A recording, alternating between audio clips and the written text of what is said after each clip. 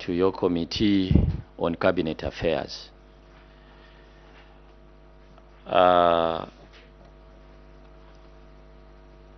You are aware of the subject matter that we are considering to do with the effectiveness of the operations of the Financial Intelligence Center. And on that score, we start by knowing each other. You start your self-introductions. Before that introduction, I need to confer you with the immunity which are enjoyed by the honorable members as they deliberate on national matters. This is in line with Cap 12 of the laws of Zambia, in which whatever you say as we engage each other will not be used against you. But if you wish to mislead the committee, the other side can catch up with you. But we have no doubt that the whole Bank Association of Zambia cannot mislead this committee. And on that score, we can go ahead with the introduction, starting with yourself and your team, and then followed by honorable members. Thank you. Thank you so much, Honorable Chairman and honorable members of the committee. We'd like to wish you a happy new year. I know we are meeting for the first time. My name is Leonard Mwanza. I'm the CEO for the Bankers Association of Zambia. I'll allow my colleagues to also introduce themselves. Good afternoon, Chair. Good afternoon, honorable members of Parliament. My name is Miriam Zimba from the Bankers Association of Zambia. Good afternoon, Chair. Good afternoon, honorable members of Parliament. I'm Precious Kaila, a member of the Bankers Association of Zambia. Good afternoon, everyone. My name is Milambo Kaweleka, a member of the Bankers Association of Zambia. Honorable members, starting from Honorable Mandandi. Thanks so much, Chair, and good afternoon once more. Good afternoon, witness. My name is Mandandi Kalie, Member of Parliament for Sioma constituency. Thank you. Thank you, Chair. Good afternoon, witness. I'm Elias Makasamsonda, Member of Parliament for Chimbamilonga in the Northern Province. Thank you. Good afternoon, Chair, and good afternoon, CEO and your team. My name is Honorable Chushika Sanda, Member of Parliament for Chisamba. You're welcome. Good afternoon, witness. My name is Newton Samakai, Member of Parliament for Munilonga constituency. Good afternoon, witness. I'm Peter Piri, Member of Parliament from Kaika constituency. Thank you. Yes, before we proceed to Secretariat, I can see there are other more witnesses who have joined us. Introduction from your side, that side. You can use this mic here. Good afternoon. My name is Ed Lungo from UBA Bank. Thank you.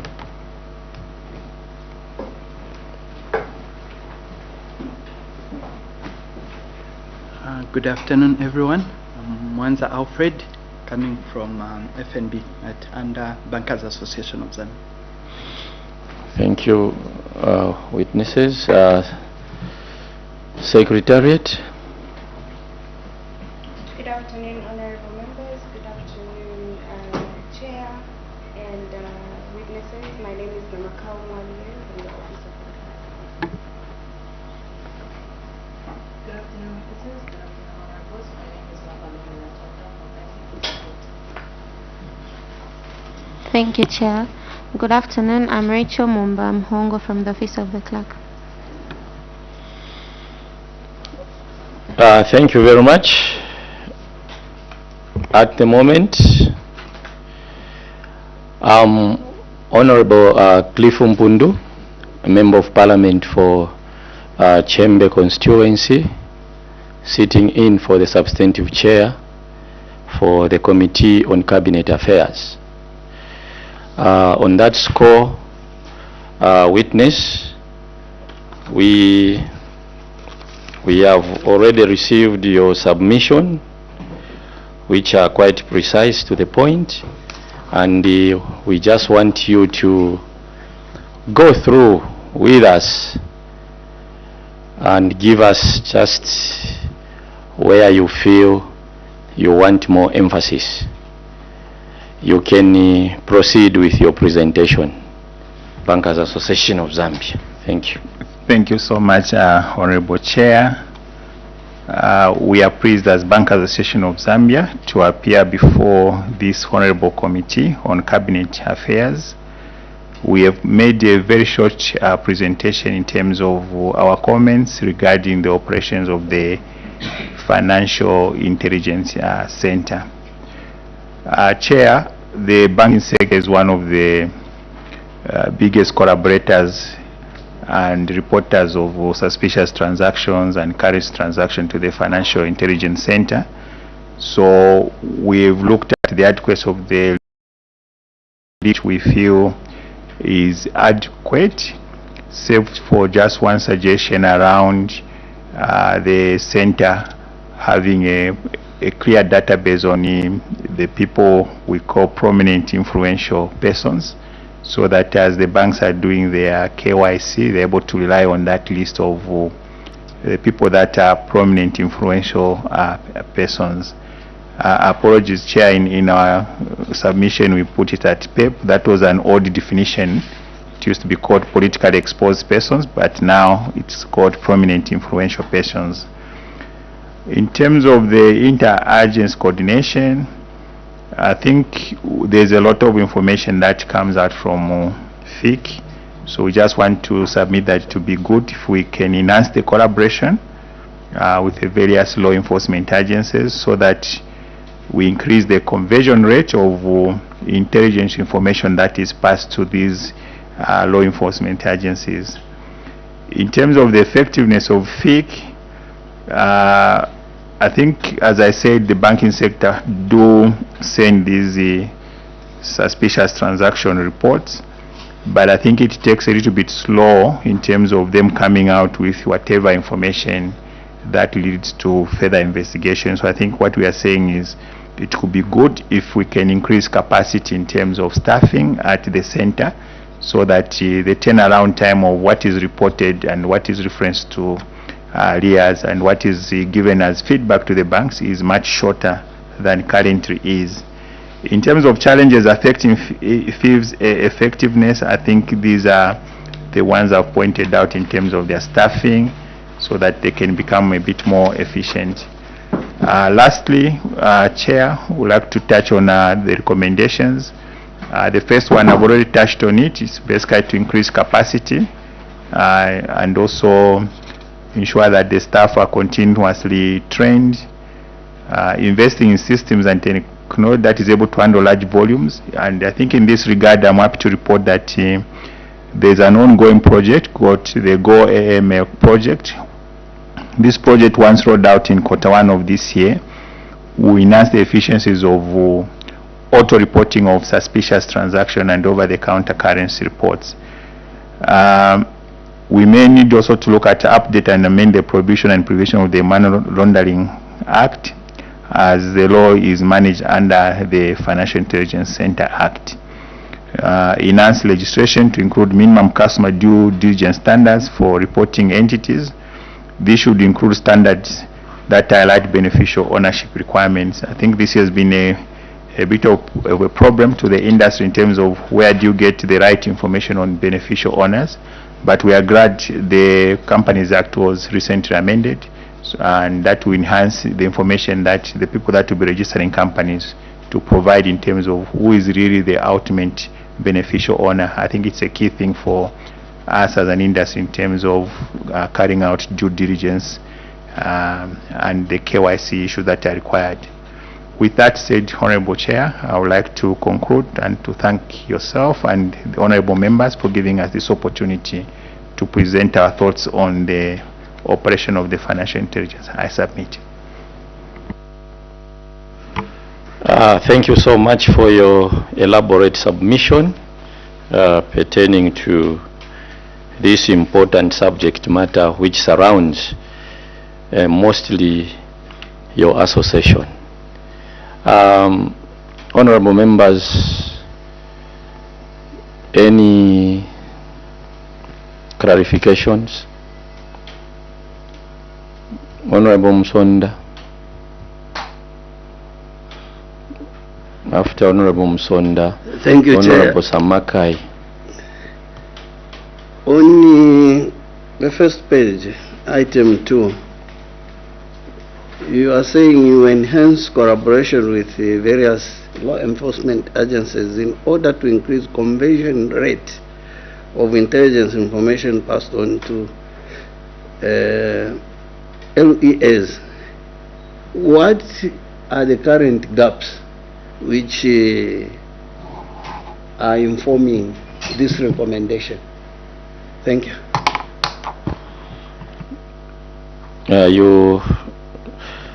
Honorable Samagai, do you have any? No. Okay. In that regard, the committee also, Bankers Association, wants to know, in your own way, as Bankers Association, if you have got any training program in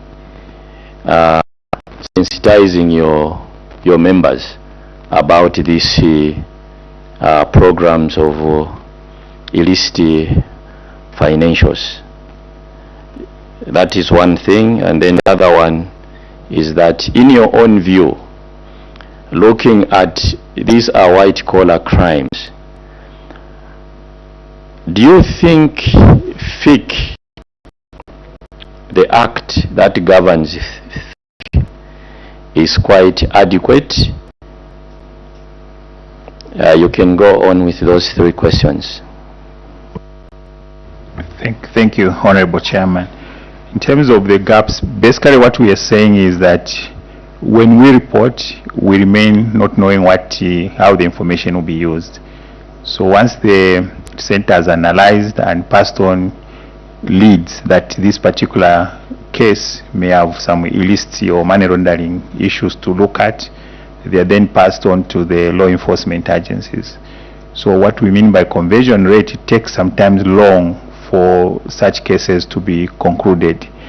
In the meantime, the account operating, because for us would have reported and would assume everything is okay on that account. So we just want to say, maybe if things are fast-tracked so that it now becomes the RIA's law to inform the bank that there's an issue on this particular account. And then sometimes, even when there's that particular process, the RIA would bring in a warrant to seize, let's say, the operation of that particular account, to freeze the account balances on that particular account. Because it takes long, sometimes there are issues when the client would come and say, this seizure was only going to be there for just 6 months or a year or so, so this matter is past a year, I need access to my money. So if we can have a little bit of speed around these issues, so that even us, as we are facing the owners of these funds, we are also protected in terms of the law and also the period that the law enforcement agencies normally give when we seize these accounts. In terms of training programs, yes, banks carry out annual training programs for their staff involved in compliance as well as money laundering. In fact, it's a requirement under the Bank of Zambia Act that any bank that has employed a compliance officer involved in anti-money laundering issues, they should show proof that they attended a particular training. As an industry, we also do hold an annual conference where we discuss these issues, the trends and everything around that. And we also encourage our members to attend the annual meetings, and I think the anti-money laundering meetings that are held, I think, in various African countries. So there's continuous training and continuous collaboration. We also have a committee that looks into that, and there's always information sharing around best practices. There are moments when we are able to even bring in experts from other jurisdictions using the strength of our members to just come and speak about what they are seeing, the trends and all those things. So that's something that we continuously do. The FIC Act is very, very adequate. I think it is within international standards. So, and I think like any other law, it has periodically been amended when there's any need to refine it. So the Act itself, as we see it, we have no problem with it. I think, as I said, banks are the major suppliers of information that goes to FIC. When you look at those financial trends analysis, I think the report always say nearly 90% is coming out from the reports that come out from the banking sector. The automation system also enable the assessment of information in a quicker way, because right now sometimes there's a lot of information that is submitted, but not all that information maybe can be categorized as suspicious. So once we automate and start using the Go AML platform, we should see a better way of refining actual suspicious transactions in that process. So I think we have nothing to say against the Act as it is. I submit, Chair. Thank you. The other question from Honorable Chushka Sanda. Thank you so much, Chair. I'll take you to number 1 on the gaps on the legal framework. So in your submission, you have spoken about the legal framework, that the legal framework is adequate. However, enhancements can be done. And then when I look at your recommendation, you are suggesting that you need to include a provision for the PEP, which is the politically exposed persons, which you have we've changed now to prominent exposed persons. So, is this the only gap that you're looking at that needs to be enhanced? Or there are other gaps that you think can be enhanced apart from this one? Or is this the only one that you feel that needs to be looked at? And yeah, I think let me end there. Thank you. So since our submission is linked to the general picture around having proper KYC documents on every account that is within the banking sector. So for instance, how do you know that Mr. Mwanza is a politically influential person? Perhaps if there's a database that helps. I must say that I am already a politically influential person, just like all the honorable members here. So you are all politically influential persons, and that information should sit somewhere, and once you are a politically influential person, you are never removed from that list, no matter how long ago you may have held a position of influence. So you are speaking about anyone who has had any control by an institution. They are political and prominently influential persons. So if we can have that database that is accurate and regularly updated, it then helps to have the due diligence that we require. So in addition to this, I think it's the issue of beneficial ownership. We didn't particularly highlight it because I know under the Companies Act, which has been amended, there are now good guidelines around beneficial ownership and the process of ensuring that information. And we've already spoken to FIC that it would be good if they could create a joint database between them and the PACRA, where information on beneficial owners also can be loaded, because in the analysis they're able to point out how the connections are, the interdependence of the transfers of funds, for them to point in terms of who the ultimate beneficial owners are. So it's from that point that we're saying, yes, the prominent influential person database should be there, but equally, even the ultimate beneficiaries database needs to be somewhere, so that when the banks are checking, they're able to connect and say the account we're about to open, in essence, is not actually owned by this person. It's actually controlled and owned by this particular group of people. So that's the gap we're trying to emphasize here. Thank you, Honorable Chair. Do you another question? Okay. Well, quite elaborate witness, and your last words with your submissions before I close. With your permission, Chair, unless my colleagues from the two banks, if they have anything to add, I could allow them to provide anything they may have. Yeah, they can go ahead if they have anything. Yeah, by joining, you can find a mic. There's a mic which is.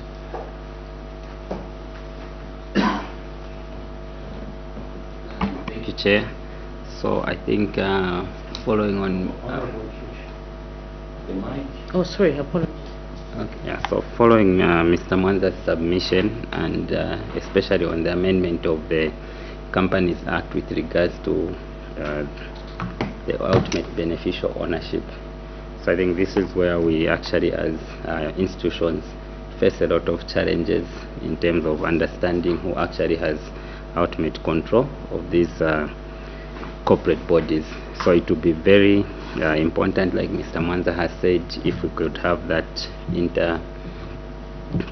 connection between FIC and PACRA, because what we see on the registration of these corporate bodies, there's literally little to no due diligence that is being done by PACRA themselves.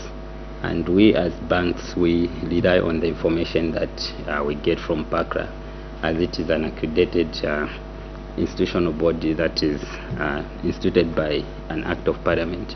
So any document that is issued by PACRA is then taken as genuine and legit. But you find that some of the information that is there, it doesn't add up. So it will be very, very important, like Mr. Mwanza has said, if PACRA can work with FIC to really help us as bank to fight this vice of money laundering. I submit. Any? Yes, you can go ahead, Honorable Chushi. Thank you. Just a clarity on that one. When you say it does not add up, some of the information that you get from PACRA, is that correct? It does not add up. Can you just elaborate a little bit more so that the committee can understand what you mean by it not adding up? So I'll give you an example. So, sorry, witness, I'm not trying to stop you. Speak up. You see, the society is listening. People are listening out there. Business people are listening.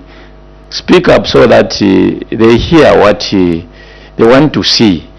We are trying to do a service to the people, and they have to hear the issues, that how they are coming out is quite important.